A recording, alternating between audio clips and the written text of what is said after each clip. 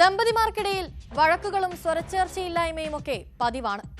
ഒരുമിച്ച് സ്നേഹത്തോടെ ജീവിക്കാൻ കഴിയില്ലെങ്കിൽ സന്തോഷത്തോടെ വേർപിരിയുകയാണ് ഏറ്റവും ഉചിതമായ മാർഗം.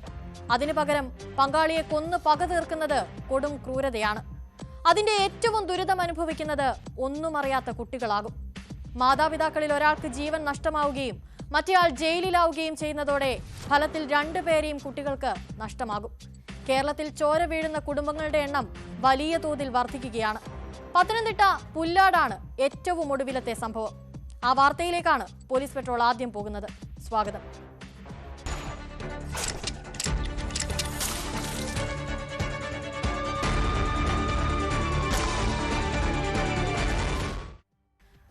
പത്തനംതിട്ട പുല്ലാട് ഭർത്താവ് ഭാര്യയെ കുത്തിക്കൊന്നു. പുല്ലാട് സ്വദേശി ശ്യാമയാണ് കൊല്ലപ്പെട്ടത്.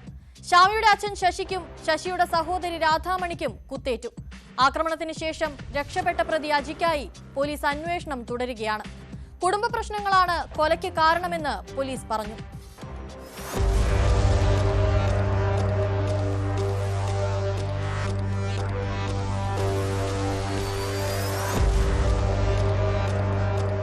പത്തനംതിട്ട കവിയൂർ സ്വദേശിയായ അജി പുല്ലാട് അഞ്ചക്കാലയിലുള്ള ഭാര്യ ശ്യാമയുടെ വീട്ടിലായിരുന്നു താമസം. ശനിയാഴ്ച രാത്രി 10 മണിയോടെ വീട്ടിലെത്തിയ അജി ഭാര്യയുമായി വഴക്കുണ്ടായി. വാക്കേറ്റം രൂക്ഷമായതോടെ ഇയാൾ ശ്യാമയെ ആക്രമിച്ചു.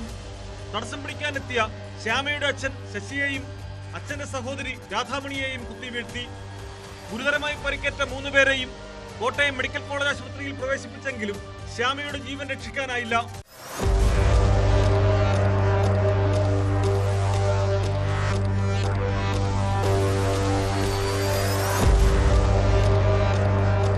വയറിൽ ആഴത്തിലേറ്റ മുറിവാണ് മരണകാരണം. ശശിയും രാധാമണിയും തീവ്രപരിചരണ വിഭാഗത്തിൽ ചികിത്സയിലാണ്. നേരത്തെ കോയിപ്പുറം പോലീസ് സ്റ്റേഷനിൽ കുടുംബകലഹവുമായി ബന്ധപ്പെട്ട് അജിക്കെതിരെ ഭാര്യയുടെ കുടുംബം പരാതി നൽകിയിരുന്നു. ശ്യാമയും അജിയും തമ്മിൽ വീട്ടിൽ വഴക്ക് പതിവായിരുന്നെന്ന് നാട്ടുകാരും പറയുന്നു. അതുകൊണ്ട് നാട്ടുകാരങ്ങനെ ആരും ശ്രദ്ധിക്കില്ല. ഇവരെ വഴക്കുണ്ടാകുക, അങ്ങനെയുണ്ടാകുക, പിള്ളേരോട് നിലവിളിക്കുക. അതുകൊണ്ട് പിന്നെ ഇത് അങ്ങനെ ആരും ചെയ്യത്തില്ല. പിന്നെ കുത്തുണ്ടായെന്ന് പറഞ്ഞപ്പോഴാണ് എല്ലാവരും വന്നപ്പോഴേക്കും ഓരോരുത്തർ വണ്ടിയൊക്കെ എത്തി. മദ്യലഹരിയിലായിരുന്നു കൊലപാതകമെന്നാണ് സൂചന. 3 പേരെയും കുത്തിയ ശേഷം പ്രതി അജി സംഭവ സ്ഥലത്ത് നിന്നും ഓടി രക്ഷപ്പെട്ടു.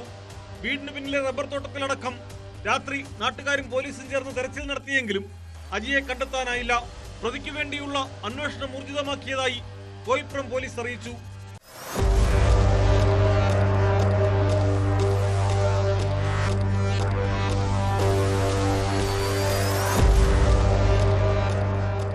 ന്യൂസ് 18 പത്തനംതിട്ട. ആലപ്പുഴ, കോട്ടയം ജില്ലകളിലെ സ്ത്രീകളുടെ തിരോധാന കേസിൽ നിർണായക നീക്കവുമായി അന്വേഷണ സംഘം. കസ്റ്റഡിയിലുള്ള സെബാസ്റ്റ്യന്റെ വീടും പരിസരവും വിശദമായി പരിശോധിക്കാൻ ഒരുങ്ങുകയാണ് crime branch. National centre for earth science സ്റ്റഡീസിലെ ജിയോളജിസ്റ്റുകളുടെ സേവനവും അന്വേഷണ സംഘം തേടിയിട്ടുണ്ട്.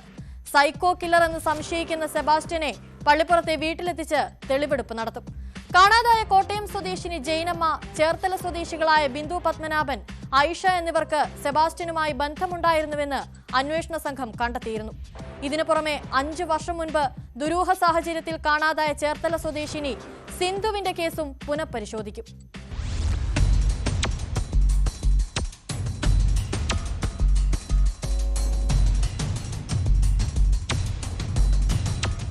കോട്ടയം, ആലപ്പുഴ ക്രൈംബ്രാഞ്ച് സംഘങ്ങളുടെ നേതൃത്വത്തിലാണ് ഇപ്പോൾ അന്വേഷണം മുന്നോട്ടു പോകുന്നത്. കോട്ടയത്ത് നിന്ന് കാണാതായ ജൈനമ്മയുടെ തിരോധാന കേസിലാണ് സെബാസ്റ്റ്യനെ അറസ്റ്റ് ചെയ്തത്. സെബാസ്റ്റ്യന്റെ വീട്ടിൽ നിന്ന് കഴിഞ്ഞ ദിവസം കണ്ടെത്തിയ അസ്ഥികളുടെ ശാസ്ത്രീയ പരിശോധന ഉടൻ നടത്തും. ഏറ്റുമാനൂർ സ്വദേശിനി ജൈനമ്മയ്ക്ക് പുറമെ ചേർത്തലയിൽ നിന്ന് കാണാതായ ബിന്ദു പത്മനാഭൻ, ഐഷ എന്നിവരുടെ തിരോധാനത്തിലും സെബാസ്റ്റ്യനുള്ള പങ്ക് ഏറെക്കുറെ സ്ഥിരീകരിച്ചിട്ടുണ്ട്. അതുകൊണ്ടാണ് വിശദമായ പരിശോധനയ്ക്ക് അന്വേഷണ സംഘം തയ്യാറെടുക്കുന്നത്. പള്ളിപ്പുറത്തെ സെബാസ്റ്റ്യന്റെ 2 ഏക്കർ വീടും പുരയിടവും നിഗൂഢതകളുടെ ഇടമെന്നാണ് പരിസരവാസികൾ പറയുന്നത്. ഇവിടേക്ക് പലപ്പോഴും സെബാസ്റ്റ്യനൊപ്പം ആളുകൾ വന്നു പോകാറുണ്ടായിരുന്നു. പലപ്പോഴും സ്ത്രീകളായിരിക്കും കൂടെയുണ്ടാകുന്നതെന്ന് പരിസരവാസികൾ പറയുന്നു.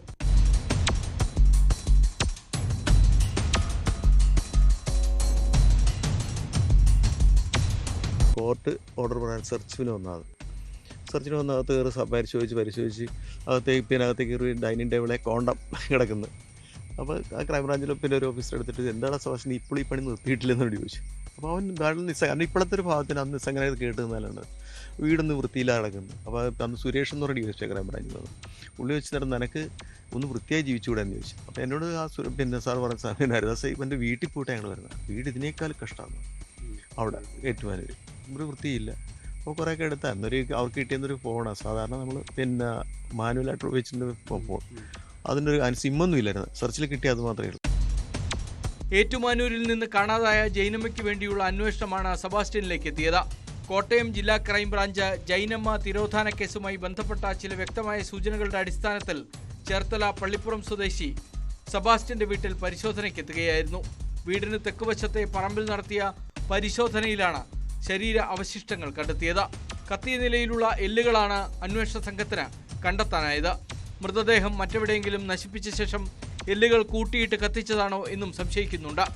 താടിയെല്ലുൾപ്പെടെ 150ഓളം എല്ലുകൾ ഇവിടെ നിന്ന് കിട്ടി. ഇതോടെ വർഷങ്ങൾക്ക് മുമ്പ് ചേർത്തല കടക്കര പള്ളിയിൽ നിന്ന് കാണാതായ ബിന്ദു പത്മനാഭന്റെയും ഐഷയുടെയും കേസുകളിലേക്കും സംശയങ്ങൾ നീണ്ടു. ഇവരെല്ലാം സെബാസ്റ്റ്യനുമായി ബന്ധപ്പെട്ടിരുന്നതായി തെളിഞ്ഞിട്ടുണ്ട്. കൂടുതൽ തെളിവുകൾ വീട് പരിശോധനയിലൂടെ ലഭിക്കുമെന്നാണ് അന്വേഷണ സംഘത്തിന്റെ പ്രതീക്ഷ.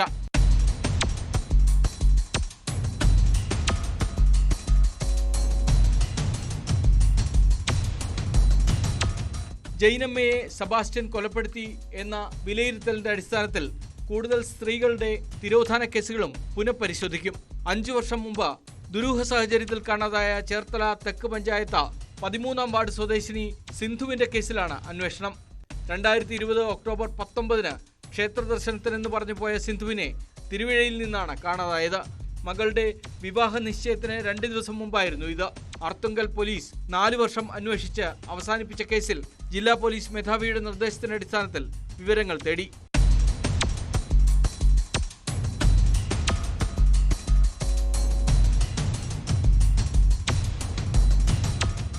ന്യൂസ് 18 ആലപ്പുഴ. ധർമ്മസ്ഥലയിലെ കൊലപാതക പരമ്പര സംബന്ധിച്ച അന്വേഷണം SIT തുടരുകയാണ്. ഭൂമി കുഴിച്ചുള്ള പരിശോധന വേഗത്തിൽ പൂർത്തിയാക്കാൻ ഒരുങ്ങുകയാണ് അന്വേഷണ സംഘം. മാർക്ക് ചെയ്ത 3 ഇടങ്ങളിലാണ് ഇനി പരിശോധന ബാക്കിയുള്ളത്. 10 പോയിന്റുകളിൽ പരിശോധന പൂർത്തിയായെങ്കിലും വിശദാംശങ്ങൾ പുറത്തുവിടാൻ പ്രത്യേക അന്വേഷണ സംഘം തയ്യാറായിട്ടില്ല. അതിനിടെ പരാതിയുമായി കൂടുതൽ പേർ അന്വേഷണ സംഘത്തെ സമീപിക്കുന്നുമുണ്ട്. അതേസമയം 2000 മുതൽ 2015 വരെയുള്ള കാലത്തെ അസ്വാഭാവിക മരണങ്ങളുടെ രേഖകൾ പോലീസ് നശിപ്പിച്ചതായി വ്യക്തമാക്കുന്ന വിവരാവകാശ രേഖ ആക്ഷൻ കൗൺസിലിന് ലഭിച്ചു.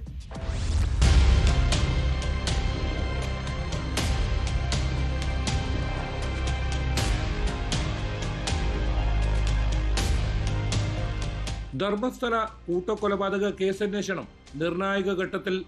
മുൻ ശുചീകരണ തൊഴിലാളിയുടെ വെളിപ്പെടുത്തലിൽ മൃതദേഹാവശിഷ്ടങ്ങൾ കണ്ടെടുക്കുന്നതിനായുള്ള മണ്ണ് കുഴിച്ചുള്ള ആദ്യഘട്ട പരിശോധന ചൊവ്വാഴ്ചയോടെ പൂർത്തിയാകും. സാക്ഷി ചൂണ്ടിക്കാട്ടിയ 13 ഇടങ്ങളിലാണ് നിലവിൽ മാർക്ക് ചെയ്തിട്ടുള്ളത്. ഇതിൽ 10 ഇടങ്ങളിലെ പരിശോധന ശനിയാഴ്ച പൂർത്തിയായി. ദേശീയപാതയോട് ചേർന്ന സ്ഥലത്ത് 2 പോയിന്റുകളിലും നേത്രാവതി സ്നാനഘട്ടയ്ക്ക് സമീപമുള്ള 1 പോയിന്റിലുമാണ് പരിശോധന ബാക്കിയുള്ളത്.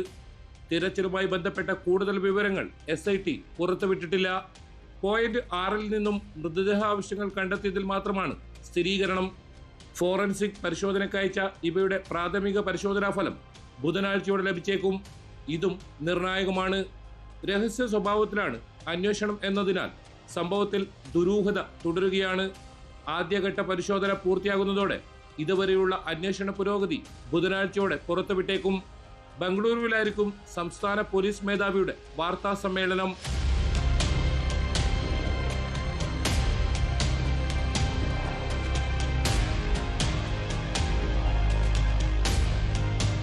സാക്ഷിയെ ഭീഷണിപ്പെടുത്തിയെന്ന പരാതിയിൽ SIT ഉദ്യോഗസ്ഥനായ മഞ്ജുനാഥ് ഗൌഡയ്ക്കെതിരെയുള്ള അന്വേഷണവും ആരംഭിച്ചിട്ടുണ്ട്. പരാതി പിൻവലിക്കാനായി കേസിൽ പ്രതി ചേർക്കുമെന്ന് സാക്ഷിയെ ഭീഷണിപ്പെടുത്തിയെന്നാണ് ആരോപണം. ഉദ്യോഗസ്ഥനെ SITയിൽ നിന്ന് ഒഴിവാക്കിയിട്ടുണ്ട്. അതിനിടെ സംഭവത്തിൽ കൂടുതൽ പേർ പരാതിയുമായി രംഗത്തെത്തി. ബെൽത്തങ്ങാടിയിലും മംഗളൂരുവിലും ആരംഭിച്ച ഹെൽപ്പ് ഡെസ്കിലാണ് കൂടുതൽ പരാതികൾ ലഭിച്ചത്.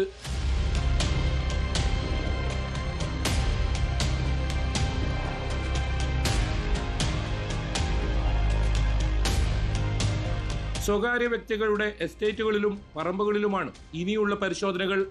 കോടതിയുടെ അനുമതിയോടെയായിരിക്കും തുടർ പരിശോധന.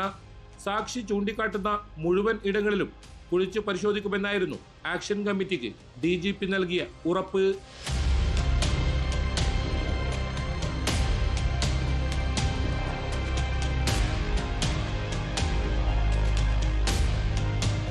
KB Baiju, news 18, Dharmasthala. ബംഗളൂരുവിൽ നിന്നുള്ള ഞെട്ടിക്കുന്ന ഒരു വാർത്തയിലേക്കാണ് ഇനി പോലീസ് പട്രോൾ പോകുന്നത്. പേയിങ് ഗസ്റ്റായി താമസിക്കുന്ന മലയാളി പെൺകുട്ടിയെ ബലാത്സംഗം ചെയ്ത വീട്ടുടമയായ മലയാളി യുവാവ് അറസ്റ്റിൽ. കോഴിക്കോട് സ്വദേശിയായ അഷ്റഫാണ് അറസ്റ്റിലായത്. സോളദേവനഹള്ളിയിലെ സ്വകാര്യ കോളേജിലെ ബിരുദ വിദ്യാർത്ഥിനിയാണ് പരാതിക്കാരി. സഹകരിച്ചാൽ താമസ സൗകര്യവും ഭക്ഷണവും സൗജന്യമായി നൽകാമെന്ന് പ്രതി പറഞ്ഞതായും പരാതിയിലുണ്ട്.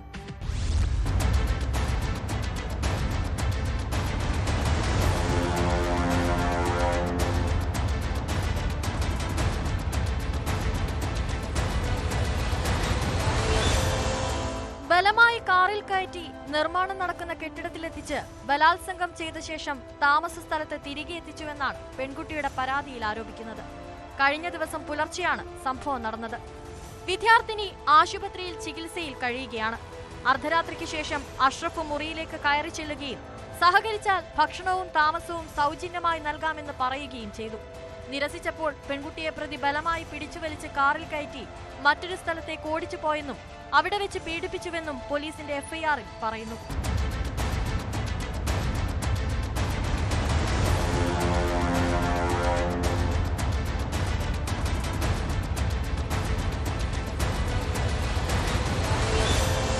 കോഴിക്കോട് സ്വദേശിയാണ് അറസ്റ്റിലായ അഷ്റഫ്. 10 ദിവസം മുൻപാണ് വിദ്യാർത്ഥിനി അഷ്റഫിന്റെ വീട്ടിൽ പേയിങ് ഗസ്റ്റായി എത്തിയത്. അതിക്രമത്തിനിടെ തന്റെ ലൊക്കേഷൻ ഒരു സുഹൃത്തിന് അയക്കാൻ ശ്രമിച്ചത് പരാജയപ്പെട്ടെന്നും പെൺകുട്ടിയുടെ പരാതിയിൽ പറയുന്നുണ്ട്. സോളദേവനഹള്ളിയിലെ സ്വകാര്യ കോളേജിലെ ബിരുദ വിദ്യാർത്ഥിനിയാണ് പരാതിക്കാരി. ബംഗളൂരുവിൽ 21-കാരിയായ നഴ്സിംഗ് വിദ്യാർത്ഥി പീഡിപ്പിക്കപ്പെട്ട കേസിന് പിന്നാലെയാണ് പുതിയ സംഭവം.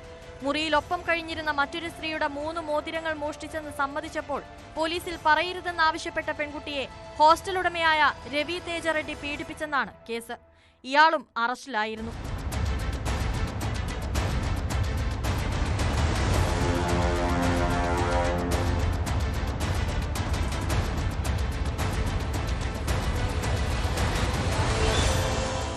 ന്യൂസ് 18 ബംഗളൂരു. 15 വയസ്സുള്ള മകളെ പിന്നാലെ നടന്ന് ശല്യം ചെയ്തത് ചോദ്യം ചെയ്ത പിതാവിന്റെ ഓട്ടോറിക്ഷ കത്തിച്ച യുവാവ്. പാലക്കാട് മേപ്പറമ്പിലാണ് സംഭവം. മേപ്പറമ്പ് സ്വദേശി റഫീഖിന്റെ ഓട്ടോറിക്ഷയാണ് കത്തിച്ചത്. സംഭവത്തിൽ പ്രദേശവാസിയായ ആഷിഫ്, സുഹൃത്ത് ഷെഫീഖ് എന്നിവർ അറസ്റ്റിലായി.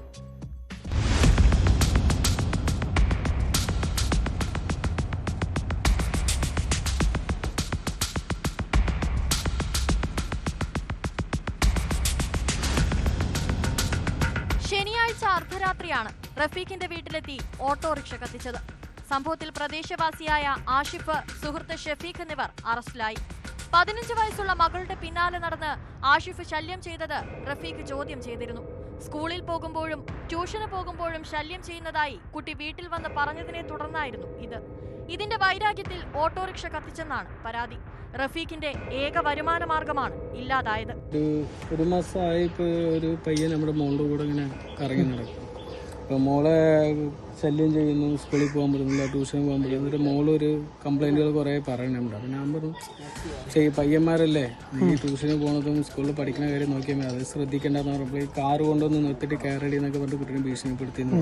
അപ്പോഴാണ് നമ്മൾ ഇന്നലെ അവിടെ പോയി നിന്നത്. എന്താ സംഭവം അറിയണേ, പയ്യൻ ഇതേമാതിരി ക്രോസ് ഇട്ട് അങ്ങോട്ട് പോകുമ്പോൾ ഞാൻ പിന്നാലെ പോയിട്ട് ചോദിച്ചാണ്, എന്താ നീ ചെയ്യുന്നത്, നീക്ക് എന്താ ഈ കുട്ടികളെ തടയേണ്ട ആവശ്യം കുട്ടികളുടെ ഇതെന്ന് പറഞ്ഞപ്പോൾ അത് എൻ്റെ പെങ്ങളുടെ മകളാണെന്നൊക്കെ അവ ആദ്യം പറഞ്ഞു. ഞാൻ പറഞ്ഞു, എൻ്റെ മോൾ എങ്ങനെയാണ് എൻ്റെ പെങ്ങളുടെ മകളാകുക, അതെൻ്റെ മോളല്ലേ എന്ന് പറഞ്ഞപ്പോൾ ഇല്ലൊക്കെ ആള് മാറിയതാണ്, അങ്ങനെയാണ് ഇങ്ങനെയാണെന്ന് പറഞ്ഞിട്ട് പിന്നെ രാത്രി ഒരു 12 മണി ആയിരിക്കുന്ന സമയത്താണ്. ആ ദിവസം തന്നെയാണോ രാത്രി 12 മണിയാകുമ്പോൾ വന്നിട്ട് കത്തിച്ചതിന്റെ?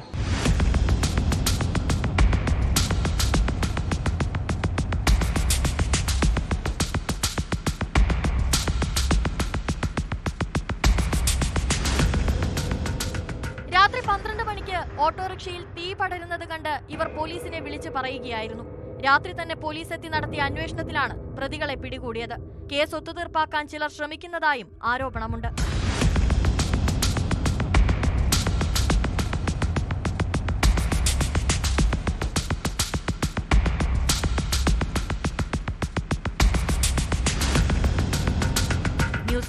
പാലക്കാട്. മദ്യപാനത്തിനിടെയുണ്ടാകുന്ന തർക്കങ്ങൾ പലപ്പോഴും വലിയ ആക്രമണങ്ങൾക്ക് വഴിതെളിക്കാറുണ്ട്. കൊല്ലം പരവൂർ പൂതക്കുളത്ത് കാർ തടഞ്ഞു നിർത്തി ആക്രമണം നടത്തിയതും സുഹൃത്തുക്കൾ തമ്മിൽ മദ്യപാനത്തിനിടെയുണ്ടായ തർക്കത്തെ തുടർന്നാണ്. രണ്ടംഗ ആക്രമി സംഘം കാർ കത്തിക്കുകയും ചെയ്തു. വർക്കല പാളയംകുന്ന് സ്വദേശി കണ്ണനും സുഹൃത്ത് ആദർശും സഞ്ചരിച്ച കാറാണ് തീവച്ച് നശിപ്പിച്ചത്. ആക്രമണശേഷം ഒളിവിൽ പോയ പ്രതികൾക്കായി അന്വേഷണം ഊർജിതമാക്കി.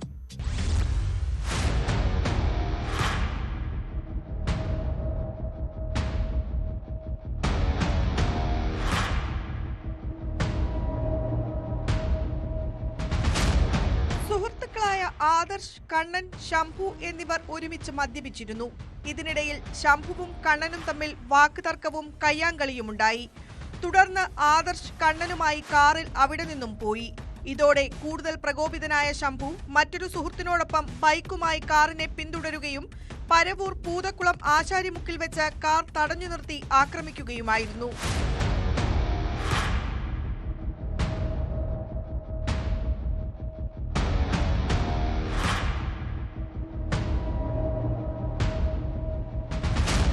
കാറിന്റെ ചില്ലുകൾ തല്ലിപ്പൊട്ടിക്കുകയും കണ്ണനെ പിടിച്ചിറക്കി മർദ്ദിക്കുകയും ചെയ്തു. മർദ്ദനത്തിൽ കണ്ണന്റെ തലയ്ക്ക് പരുക്കുപറ്റി. തുടർന്ന് കാറിന്റെ പെട്രോൾ ടാങ്ക് തുറന്ന് അക്രമികൾ തീയിടുകയായിരുന്നു.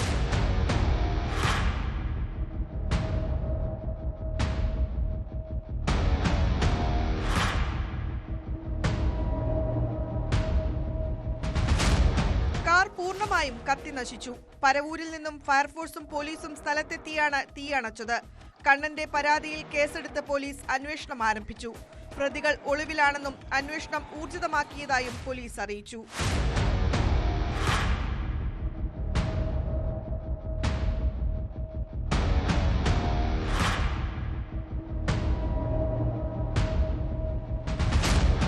ന്യൂസ് 18 കൊട്ടാരക്കര. ലഹരി പരിശോധനയ്ക്കിടെ പോലീസിനെ ആക്രമിച്ചതിന് കസ്റ്റഡിയിലായ യൂത്ത് ലീഗ് നേതാവ് PK ഫിറോസിന്റെ സഹോദരൻ PK ബുജൈർ റിമാൻഡിൽ. സഹോദരനെ തള്ളിപ്പറഞ്ഞ് ഫിറോസ് രംഗത്തെത്തി. ബുജൈർ തെറ്റ് ചെയ്തെങ്കിൽ മാതൃകാപരമായ ശിക്ഷ നൽകണമെന്ന് ഫിറോസ് ആവശ്യപ്പെട്ടു. വിഷയത്തിൽ ഫിറോസിന്റെ രാജി ആവശ്യപ്പെട്ട് KT ജലീലും ബിനീഷ് കോടിയേരിയും രംഗത്തെത്തിയിരുന്നു.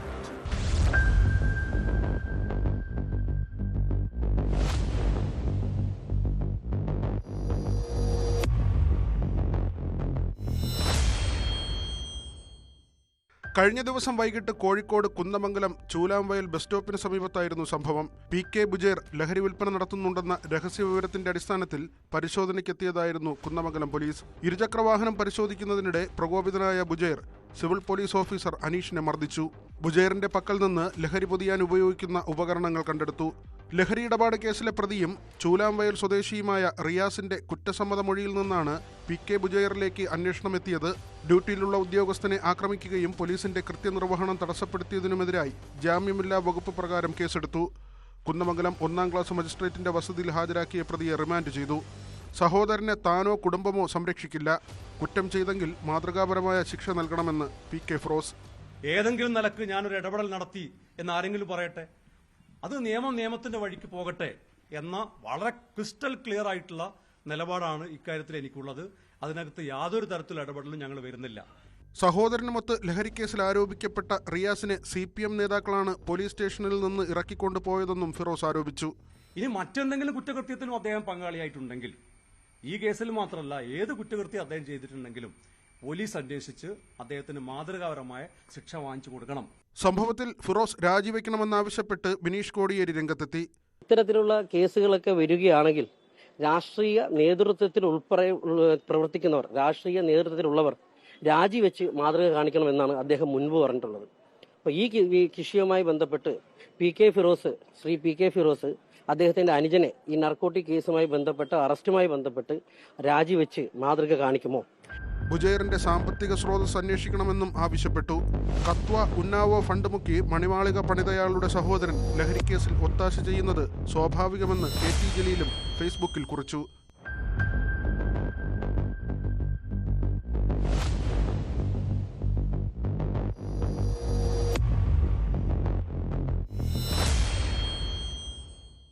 ന്യൂസ് 18 കോഴിക്കോട്. നിക്ഷേപ തട്ടിപ്പിൽ അറസ്റ്റിലായ മലപ്പുറം ജില്ലാ പഞ്ചായത്തിലെ മുസ്ലിം ലീഗ് അംഗം TP ഹാരിസിനെ വിശദമായി ചോദ്യം ചെയ്യാൻ പോലീസ്. മജിസ്ട്രേറ്റിന് മുന്നിൽ ഹാജരാകുന്ന ഹാരിസിനെ കസ്റ്റഡിയിൽ ആവശ്യപ്പെടാനാണ് നീക്കം. മുംബൈയിൽ നിന്ന് അറസ്റ്റിലായ ഹാരിസിനെ മലപ്പുറത്തെത്തിച്ചു.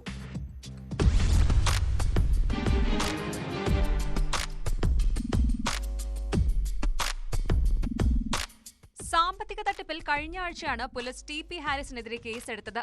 ജില്ലാ പഞ്ചായത്തിന്റെ വിവിധ പദ്ധതികളിൽ പണം നിക്ഷേപിച്ച് ലാഭം നൽകാമെന്ന് വാഗ്ദാനം ചെയ്ത് 25 കോടിയോളം രൂപ ഹാരിസ് തട്ടിയെടുത്തുവെന്നാണ് പരാതി. 6 പേർ പോലീസിൽ പരാതിയും നൽകിയിരുന്നു. ഈ പരാതികളിൽ FIR രജിസ്റ്റർ ചെയ്തതിന് പിന്നാലെ TP ഹാരിസിനെതിരെ പോലീസ് ലുക്കൌട്ട് നോട്ടീസ് ഇറക്കി. തുടർന്നാണ് മുംബൈ എയർപോർട്ടിലെ എമിഗ്രേഷൻ വിഭാഗം TP ഹാരിസിനെ തടഞ്ഞുവെച്ച് കസ്റ്റഡിയിലെടുത്തത്. മലപ്പുറം പോലീസ് നടപടികൾ പൂർത്തിയാക്കിയ ശേഷം 12 മണിയോടെയാണ് ഹാരിസിനെ മലപ്പുറത്തെത്തിച്ചത്. ഹാരിസ് സ്വന്തം നിലയ്ക്ക് നടത്തിയ തട്ടിപ്പിൽ ജില്ലാ പഞ്ചായത്തിന് പങ്കില്ലെന്നാണ് ഭരണസമിതിയുടെ നിലപാട്. രാജിവയ്ക്കണമോ എന്ന് തീരുമാനിക്കേണ്ടത് ഹാരിസ് ആണെന്ന് ജില്ലാ പഞ്ചായത്ത് പ്രസിഡന്റ് MK റഫീഖ പറഞ്ഞു. അച്ചടക്ക ലംഘനം നടത്തിയെന്നതിന്റെ വെളിച്ചത്തിൽ പാർട്ടിയിൽ നിന്നും സസ്പെൻഡ് ചെയ്തിട്ടുള്ളതുമാണ്. പരാതിക്കാരൻ SP-ക്ക് കൊടുത്ത പരാതിയുടെ അടിസ്ഥാനത്തിൽ നിലവിൽ അന്വേഷണം നടന്നു വരികയാണ്. ജില്ലാ പഞ്ചായത്ത് നേരിട്ട് യാതൊരുവിധ പരാതികളും ഈ നിമിഷം വരെ നമുക്ക് ലഭ്യമായിട്ടില്ല. എങ്കിലും ഇപ്പോൾ പോലീസ് അന്വേഷണം നടക്കുന്നുണ്ട്. അന്വേഷണത്തിൽ സർവാത്മക ഞങ്ങൾ ജില്ലാ പഞ്ചായത്ത് വിളിച്ച ഭരണസമിതി അതിനെ സ്വാഗതം ചെയ്യുന്നു. പരാതിയിൽ പറയുന്നത് പോലെ പദ്ധതികളിൽ ക്രമക്കേട് നടന്നിട്ടുണ്ടോ എന്നതിൽ ആഭ്യന്തര അന്വേഷണം നടന്നിരുന്നെങ്കിലും ഒന്നും കണ്ടെത്താനായില്ല. അതേസമയം പരാതി ഉയർന്നപ്പോൾ തന്നെ TP ഹാരിസിനെ പ്രാഥമിക അംഗത്വത്തിൽ നിന്ന് സസ്പെൻഡ് ചെയ്തിരുന്നുവെന്നാണ് മുസ്ലിം ലീഗ് നേതൃത്വത്തിന്റെ വിശദീകരണം.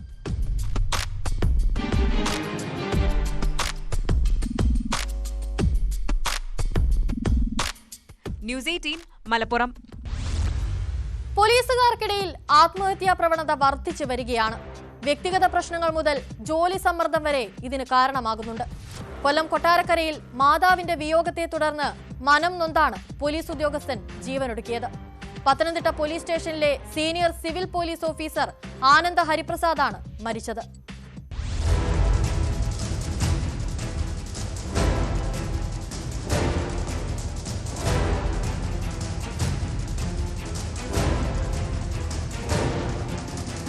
പത്തനംതിട്ട പോലീസ് സ്റ്റേഷനിലെ സീനിയർ സിവിൽ പോലീസ് ഓഫീസർ ആനന്ദ ഹരിപ്രസാദിനെയാണ് മരിച്ച നിലയിൽ കണ്ടെത്തിയത്. കൊട്ടാരക്കര നീലേശ്വരം സ്വദേശിയാണ് ഇദ്ദേഹം. വീടിനു മുമ്പിലെ മരത്തിൽ തൂങ്ങിയ നിലയിലാണ് രാവിലെ മൃതദേഹം കാണപ്പെട്ടത്.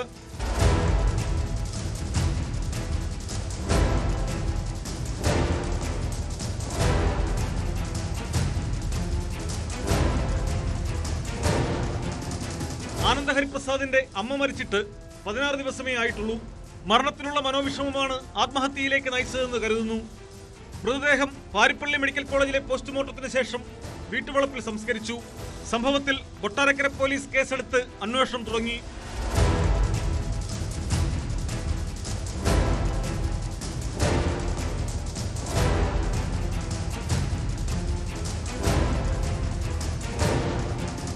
ന്യൂസ് 18 കൊട്ടാരക്കര. കൃത്യനിർവഹണത്തിനിടെ പോലീസിന് നേരിടേണ്ടി വരുന്ന വെല്ലുവിളികൾ ചില്ലറയൊന്നുമല്ല. തിരുവനന്തപുരത്ത് ഫ്ളാറ്റിലെ താമസക്കാരൻ ബഹളമുണ്ടാക്കുന്നെന്ന പരാതി അന്വേഷിക്കാനെത്തിയ പോലീസുകാർക്ക് നേരെ യുവാവ് ഭീഷണി മുഴക്കിയതും ആക്രമിക്കാൻ ശ്രമിച്ചതും കഴിഞ്ഞ ദിവസമാണ്. ഈ കേസിലെ പ്രതിയെ കോടതി റിമാൻഡ് ചെയ്തു. മണ്ണന്തല മരുതൂർ ഇടയിലക്കോണം സ്വദേശി സുഭാഷാണ് റിമാൻഡിലായത്. ലഹരിക്കടിമയായ സുഭാഷ് സ്ഥിരം പ്രശ്നക്കാരനാണെന്ന് പോലീസ് പറയുന്നു.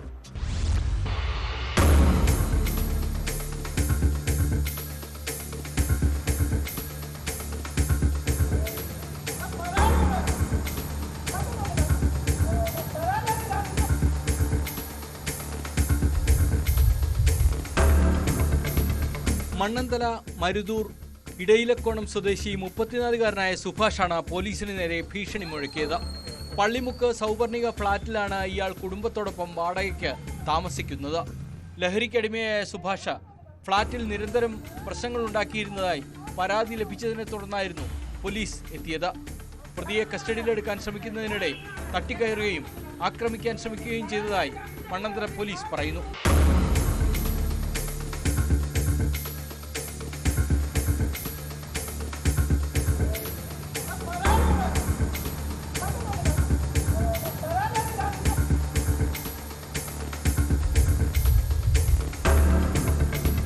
ബലപ്രയോഗത്തിലൂടെ കസ്റ്റഡിയിലെടുത്ത പ്രതിയെ പിന്നീട് നെടുമങ്ങാട് പോലീസിന് കൈമാറി. ഇയാൾക്കെതിരെ നിരവധി തവണ ഫ്ളാറ്റിലെ മറ്റു താമസക്കാർ പരാതി നൽകിയിരുന്നതായി പോലീസ് പറഞ്ഞു. ഔദ്യോഗിക കൃത്യനിർവഹണം തടസ്സപ്പെടുത്തിയതുൾപ്പെടെയുള്ള വകുപ്പുകൾ ചുമത്തിയാണ് കേസെടുത്തത്. നെടുമങ്ങാട് കോടതിയിൽ ഹാജരാക്കിയ പ്രതിയെ റിമാൻഡ് ചെയ്തു.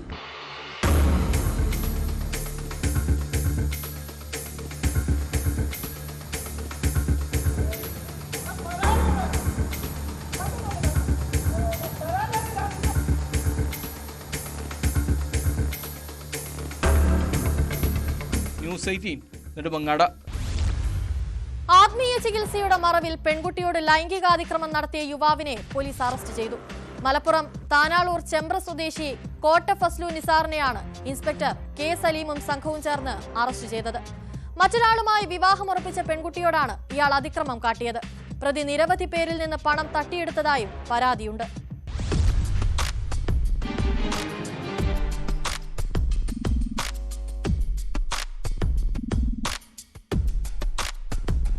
പെൺകുട്ടിയോട് ലൈംഗികാതിക്രമം നടത്തിയെന്ന കേസിലാണ് യുവാവിനെ പോലീസ് അറസ്റ്റ് ചെയ്തത്.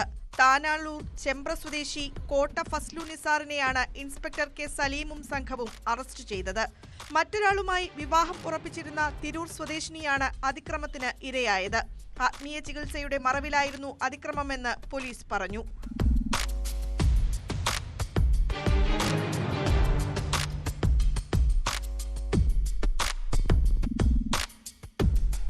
പെൺകുട്ടിയുടെ വീട്ടിലെത്തി ആത്മീയ ചികിത്സ നടത്തുന്നതിനിടെ ലൈംഗികാതിക്രമം നടത്തിയെന്നാണ് പരാതി. സിയാറത്തിന്റെ പേരിൽ 40ഓളം പേരിൽ നിന്ന് ഇയാൾ പണം തട്ടിയെടുത്തതായും പോലീസ് അറിയിച്ചു. കോടതിയിൽ ഹാജരാക്കിയ പ്രതിയെ റിമാൻഡ് ചെയ്തു.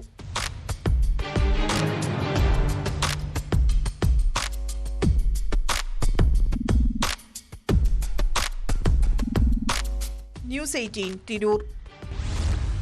കുറ്റകൃത്യങ്ങളുടെ മറ്റു ചില വാർത്തകൾ ചുരുക്കത്തിൽ.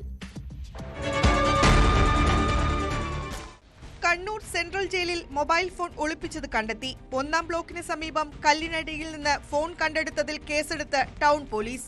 ഫോൺ കണ്ടെടുത്തത് ഗോവിന്ദച്ചാമിയുടെ ജയിൽ ചാട്ടത്തിന് ശേഷം കനത്ത ജാഗ്രത തുടരുന്നതിനിടെ. കൊല്ലം ശാസ്താംകോട്ടയിൽ ട്രെയിൻ മാർഗം കടത്തിക്കൊണ്ടുവന്ന 6 കിലോ കഞ്ചാവുമായി 2 പേർ പിടിയിൽ. പിടിയിലായത് കല്ലുംതാഴം സ്വദേശി അനീസ്, ചെമ്മക്കാട് സ്വദേശി അഭിലാഷ് എന്നിവർ.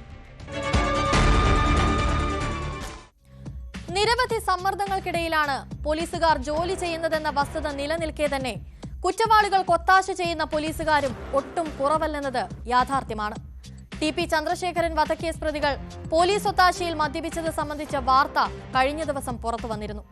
തുടർന്ന് AR ക്യാമ്പിലെ പോലീസുകാരായ വൈശാഖ്, വിനീഷ്, ജിഷ്ണു എന്നിവരെ കണ്ണൂർ ജില്ലാ പോലീസ് മേധാവി സസ്പെൻഡ് ചെയ്യുകയും ചെയ്തു. വിവാദമായ സംഭവത്തിന്റെ കൂടുതൽ ദൃശ്യങ്ങളും പുറത്തു വന്നിട്ടുണ്ട്. കൊടിസുനി, മുഹമ്മദ് ഷാഫി, ഷിനോജ് എന്നിവർ സംഘാംഗങ്ങൾക്കൊപ്പം ജൂലൈ 17-നാണ് പോലീസ് ഒത്താശയിൽ മദ്യപിച്ചത്. മാഹി ഇരട്ടക്കൊലക്കേസിലെ വിചാരണയ്ക്ക് കണ്ണൂർ സെൻട്രൽ ജയിലിൽ നിന്ന് തലശ്ശേരി അഡീഷണൽ ജില്ലാ കോടതിയിൽ എത്തിച്ചതിന് ശേഷമായിരുന്നു മദ്യപാനം. ഉച്ചയ്ക്ക് ഭക്ഷണം വാങ്ങി നൽകാനെന്ന പേരിൽ തലശ്ശേരിയിലെ ബാറിന് മുൻപിൽ എത്തിച്ചായിരുന്നു മദ്യപാനം നടന്നത്. സംഭവത്തിൽ കുറ്റക്കാർക്കെതിരെ കൂടുതൽ കടുത്ത നടപടിയെടുക്കേണ്ടിയിരിക്കുന്നു. ഇതോടെ ഇന്നത്തെ പോലീസ് പട്രോൾ പൂർണ്ണമാകുന്നു. നമസ്കാരം.